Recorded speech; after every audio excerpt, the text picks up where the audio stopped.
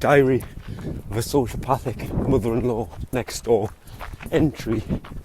Today's date is Saturday the 31st of May 2025, and in the backstory we are currently around early 2024, so nearly up to date.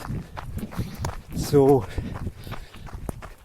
a couple of stories stick out in my mind from this period as a good example of how ignorant and hurtful she can be and how her mind works. So the first one, there was an incident where the Husk's car seriously broke down. Can't recall what the exact problem was. It was a problem with the gearbox, so she couldn't even get it off the drive. It was something where I can't quite recall. It could be driven, yes, it could be driven, but there was something wrong with the gearboxes. Fairly significant problem. And the Beacon put her in touch with a local garage owner who lives in the village, who would sort it out for her, and even to the extent where he would actually just pick her car up, drive it down to where his garage is. She doesn't even need to do anything. But anyway, her car went to the garage and it was there for maybe a couple of days. No, sorry, it was one day. But she wasn't going to be able to pick it up until the following day unless she went for it. Unless it was ready. It might take it might take 2 days.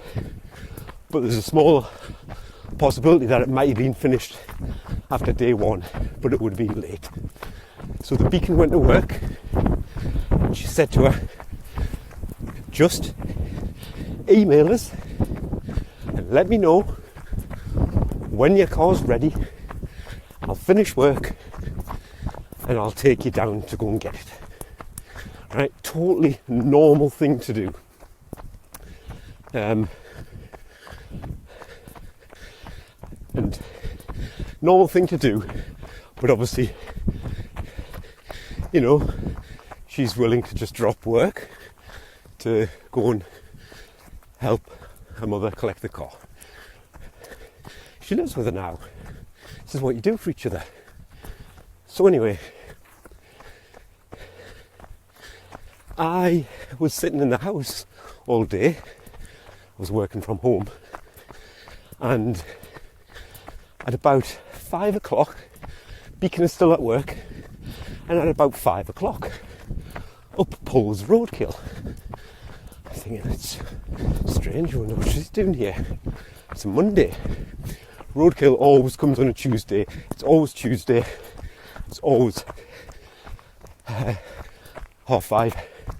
Like clockwork. Like, you know, they're like animals doing things completely out of habit. Predictable. Anyway, going off on one. So Roadkill pulls up, and I'm wondering what she's doing there on a Monday. Anyway, about half an hour or so later, I see the Husk leave with Roadkill and Roadkill's car. Straight away, I know what's going on here. I know what's going on, but I don't know why it's going on. Why is Roadkill taking the Husk to go and get the car when the Beacon has already offered, and she lives in the same house, in the same home, so to speak, and she only works literally 4 miles away. So it is literally, you know, a 5-6 minute journey in the car for the Beacon to come home. Roadkill lives 25 miles away. And as long as the traffic's good, it's a 35-minute journey. And then, so it's a 25-minute journey here. It's about a 10-mile journey to go and pick the car up, 10-mile back, and then 25-mile back home for roadkill. So that's what, 25, 50, 60, 70-mile round trip versus the Beacon 28 mile. So more than double the cost in terms of time, mileage, fuel, more than double. And that's what she chose to do. That's what she chose to do. Why? When it had already been offered to her. So, Beacon comes home from work, I don't know, about 6 o'clock, and I tell her what I've observed and what I think's going on. And I said to Beacon, have you had any email? Have you had a text? Have you had any communication from her? No, nothing. So not only has she done this, she's not even telling the Beacon that she's done it, what her plans are, and the fact that it's sorted now, so you don't need to worry. Again, this is just common courtesy, especially when somebody has laid it on a plate for you, offered to do all of that for you anyway. So anyway, I tell the Beacon this, and water off duck's back, shakes her head, rolls her eyes, and just another bit of hope is extinguished in the Beacon's brain, which is the ultimate effect, the ultimate tragedy in this story is that of the Beacon. So it must be about, I don't know, 8:30 when she returns in her own car. No roadkill, so obviously I'm right. She's obviously been to pick her car up. But what was the 2.5 hours? Well, the 2.5 hours would have been so they could stop off at what the husk calls her favourite place. She's always got these weird favourite places next to water with a pub. I wonder what is symbolic. So she's got one up here near where the car garage is. There's a lake and a pub. It's not very nice, but each to their own. So anyway, that's why they've been 2.5 hours, because they need to stop off there to have some tea, because normally when roadkill comes up she gets a free meal off the husk, normally in the lair, but on this occasion she was obviously going out of her way, so she treated her to a meal, and this turned out to be true. So when you can read her like a book, you don't need anybody to tell you what's going on. You just know. But it was confirmed. That's what's happened. So anyway, next day, I'm speaking to the Beacon and I ask her, have you had any communication off the husk about her car? No.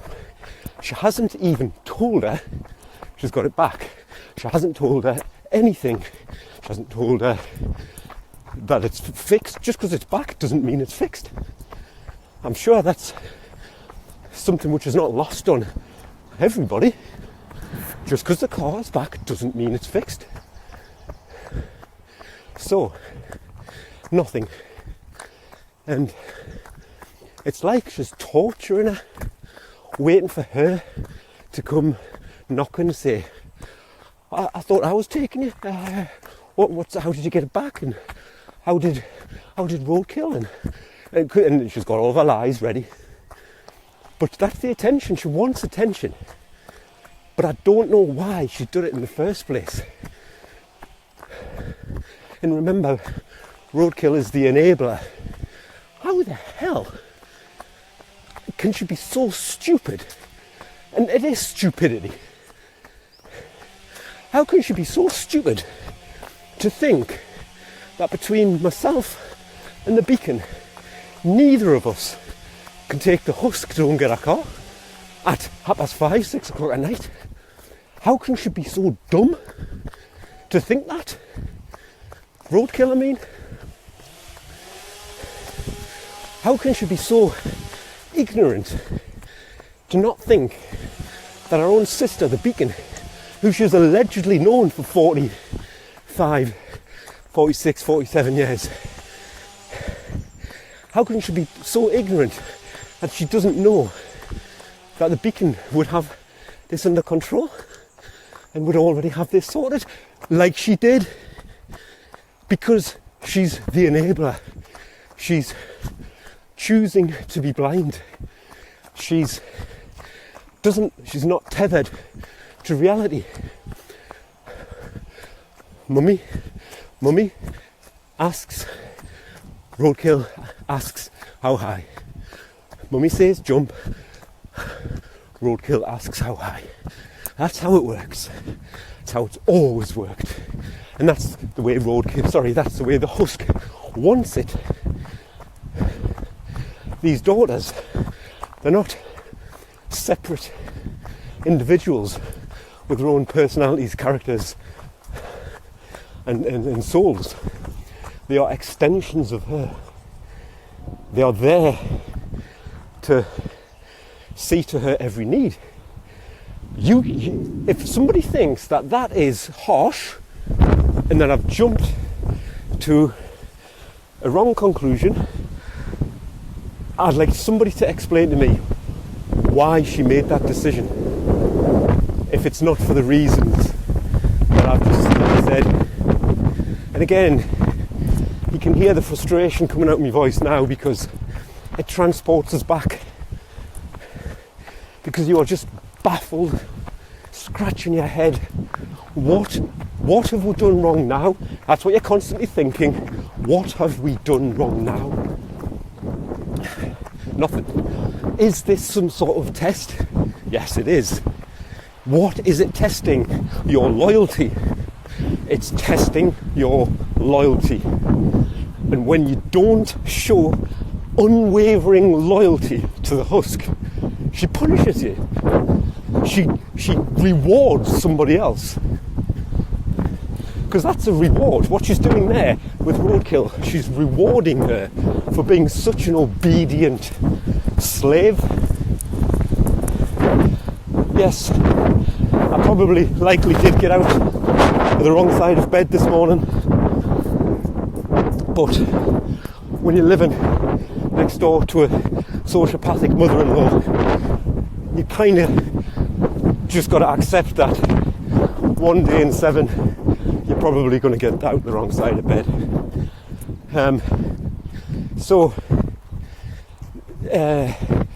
What else is going on inside the mind in that decision?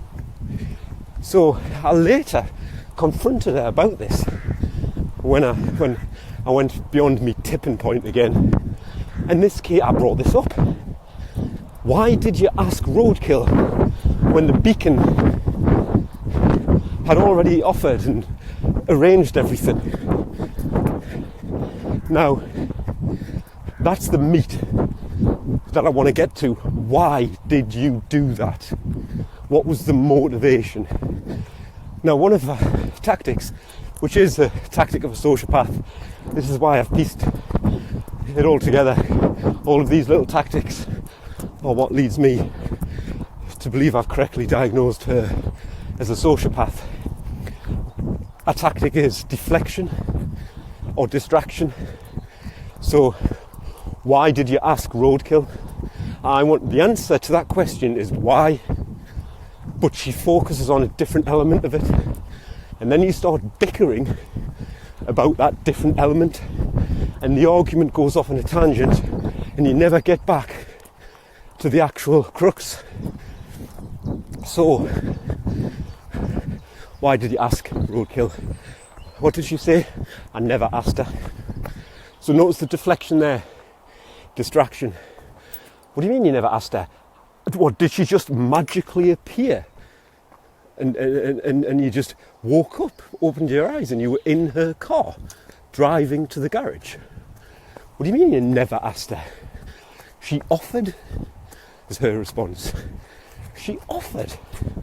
What, did she just ring you up and say, oh, hi Mum, I know that you know that I don't know that your car's in the garage, but somehow, you know, God is channeling something through me, and I've just got the urge to ask you, Mum, do you need us to take you to the garage tomorrow? Would you like me to take you to the garage? It's an offer. And magically, she was spot on, and the husk just said, yeah, thanks, Roadkill. As luck would have it, I do actually need a lift. So, what are you talking about? You didn't ask her. How did she offer? Well, I just told her I needed to pick my car up. Ah, and she offered. Ah, right. So you hinted. I need someone to take us to go and pick my car up. You hinted. That's called a hint. It's called manipulation. So, and then we end up arguing about that, whether she asked or not. And her brain is so black and white. You can't get her to see that she asked her by manipulation.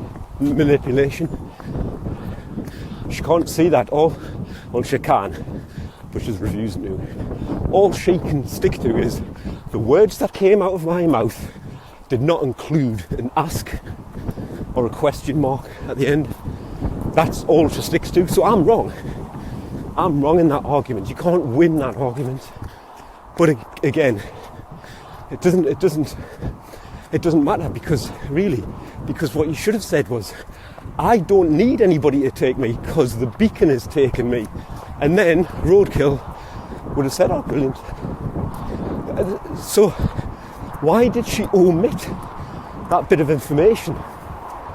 Because it's only by omitting that bit of information that she's able to manipulate Roadkill into doing a 70-mile trek for no reason whatsoever. So why did she omit it? Because she wanted the outcome. She wanted to throw it back in the beacon's face.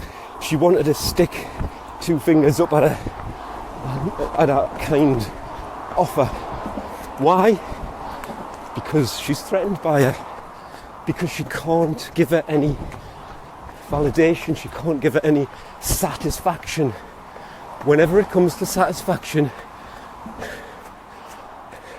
that's when she changes behaviour around the beacon and does unusual things to avoid giving her the satisfaction. Because the beacon is, she does feed off helping people. She gets a lot of satisfaction from doing that. Roadkill doesn't. Roadkill, it's a duty. She's providing a duty. There's nothing that Roadkill wouldn't do for her. And by that I mean stuff which you absolutely should not be doing. You're being taken advantage of if you do these things, certain things. So why? So I don't know why she did that. This is when just guesswork comes in, or theories. But I believe it's just to avoid giving her the satisfaction.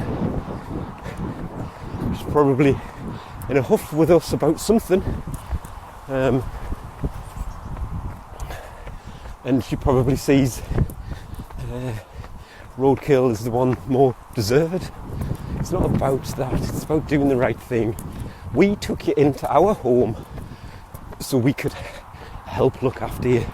And by look after you, it could be tending to you on your deathbed, like what we did with stepdad, or it could be helping you go and pick your car up from the garage. You don't do what you did. That's just wrong, and it's hurtful. Another example is the Beacon was going to take her to the airport, but our flight got changed, so it was about 8 o'clock in the morning, and the airport was about 40-minute drive. So obviously 80-minute there and back. So anyway, about 8 o'clock in the morning, but anyway, it got changed, and it got changed at very short notice, like only a week to go or something, and it got changed to 6 o'clock in the morning, which meant she'd be at the airport at 4, which meant you'd need to be getting up at 3 o'clock in the morning to give her a lift. And you know, you've got a long week and long day at work ahead. She's got a very stressful, demanding job. She's got a young daughter to help get ready in the morning, and all of the other stuff that I don't need to say. People know what people have got going on in their life. You do not ask somebody to take you to the airport at 3 o'clock in the morning. But she did. My flight's been changed. I take it, you can still take is words to that effect. And rightly so, the Beacon said no. And she gave her reasons, which are genuine, valid reasons. Get a taxi. If you can afford to go on holiday and all of the other trappings, you can afford a taxi, okay? And nobody should be booking a holiday and not without having the ability to get there independently. That is just wrong. So, she said no. Where did the husk go? She went straight to roadkill. Of course, she wouldn't have asked her.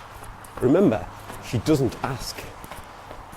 When you can't show your vulnerable side because you're a husk, a guarded person, a broken child inside, can't show your vulnerable side. Again, think of children. They don't like asking for help. They like to think they're independent and strong. But how far would a child get in life if they continued without anybody's help and assistance? They'd stay as a child. It's exactly what the husk is. So, of course she doesn't ask. And this has been confirmed to us because she always says, I didn't ask them, they offered. It has to be an offering because she's so self-loathing. She can't ask for help. She's got no self-respect. And another part of it, because she can't say no because she's a people pleaser. Remember, the husk is perfect. Part of the perfection, or the persona of perfection, is that she can't say no. Keep everybody happy. Now, I know for a fact, I've witnessed this firsthand, when clearly she should have said no, and you later find out that she sacrificed something that she really wanted to do or needed to do for this thing that she was doing for whoever. So the Beacon has always long called her a martyr, and that's what that is. Always putting yourself second, regardless, and then always being. That's why she's always in a huff, because she can't say no, and she ends up doing things that she doesn't want to do. Now she thinks that's how everybody is, Because another thing you've got to get your head around, psychology of this, is, and I remember being like this, I thought that everybody thought like me. And when I say like me, I mean with morals and having care and compassion, empathy, and thinking about other people in your decision making, whether that's family or just friends. No, that's the wrong thing to do. I'm not doing it. You can't do that to them. Why don't we go somewhere where everybody's happy with, instead of just keeping one person happy? Who's the biggest whinge in the group? You know, that sort of stuff. I thought everybody thought like me. And it was a huge wake-up call when I realised, and it's obvious really, we're all obviously different and independent, but generally speaking, you know, the brain is, how can I put it? It's like a piece of hardware, and we all are given that piece of hardware, and how it's then programmed determines, you know, exactly how you think, who you are, your personality, and how mature you are, and how your brain develops can affect that. So, but I thought at the root, everybody understood the difference between right and wrong. That was a mistake. But anyway, my point is, you've got to remember that she thinks everybody thinks like her. So she thinks everybody says yes, even when they don't want to. That's why she can't ask, because she doesn't trust that they'll give the right answer, the honest answer, and that'll give her guilt. And part of the trauma of the sociopath is guilt and shame. They can't deal with those emotions. All sociopaths are narcissistic. It's just part of the makeup. So she can't ask outright because she can't show her vulnerable side, but she also doesn't trust that they'll give the right answer, because then she'll just feel guilty. She'll chew it over and martyr herself if she doesn't trust that they'll give the honest answer. So that's why she can't ask outright. And vulnerable side and doesn't trust them. I hope that makes sense. It makes perfect sense to me. I don't trust her to give me an honest answer about whether she minds doing me a favour. I don't trust her, so I don't ask her, and that's it. It's simple. That's how she approaches everything. So she has to do a hint. She wants them to do it, but she has to do it by hinting. And then, because she believes, she's convinced herself that they wouldn't offer if they if they minded. Well, they mustn't have minded because they offered. This is her basic black and white, low intelligence logic. So she can't see that. No, you have asked them. You've just done it in a way. When you ask somebody, only a weak person feels obliged to say yes when they're asked a question or a favour. That's a weak person with no sovereignty. Okay? Only a weak person would offer even when they're being hinted to, when it's clearly a massive inconvenience. And quite frankly, you're obligated to say no, because that ask to get up at 3 o'clock in the morning and drive her to the airport, that is selfish. I wouldn't dare ask anybody for that favour. But again, only a weak person offers and allows the mind control, because that's what it is, the mind control to work. She's manipulating her mind, and then she's actually controlled her actions. She's now doing something that she can't want to do. So that's what she did. So, and then she, does everything she can to make the beacon feel guilty, when really it's her that should feel guilt and shame, because that is shameful, what she's done, what she's asked there. But this is called projection. What the narcissists have to do, and the sociopaths, in order to not feel the emotion that they should be feeling, like guilt and shame, in any given circumstance, they project it onto somebody else. And then when that person, when it works, doesn't work on the beacon, but when it works, like it does on most people,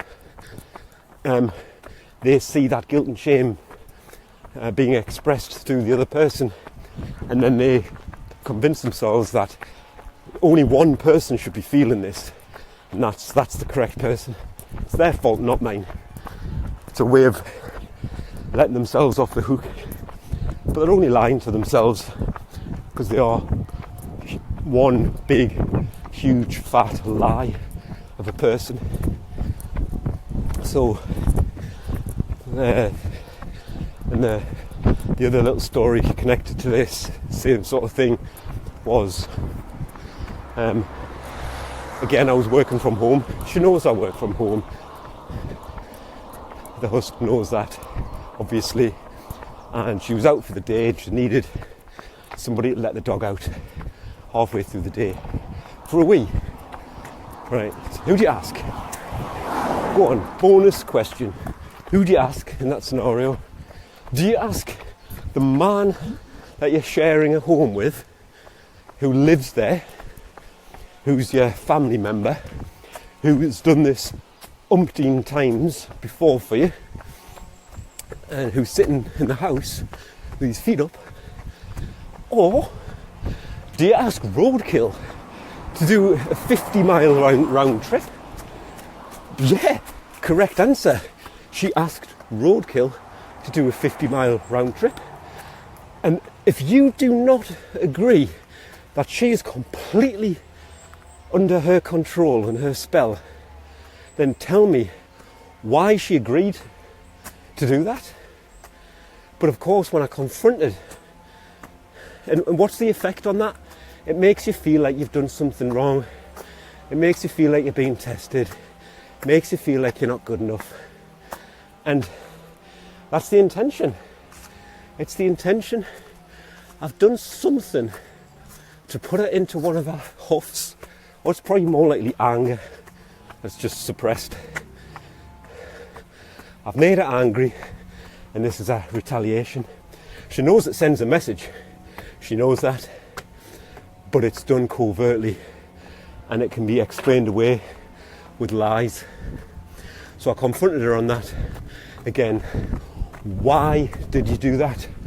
Why did you ask Roadkill and not me? I didn't ask her. Here we go again. She offered.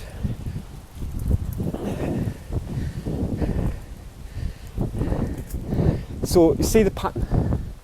Somehow she magically offered her without knowing any of the situation. No, you've had a conversation in advance, and you've said, I'm going out for the day. The only problem is I haven't got anybody to I need somebody to let the dog out. What Roadkill's response should be, have you asked me? I haven't got a nickname in this. Don't know what to call myself in the third person.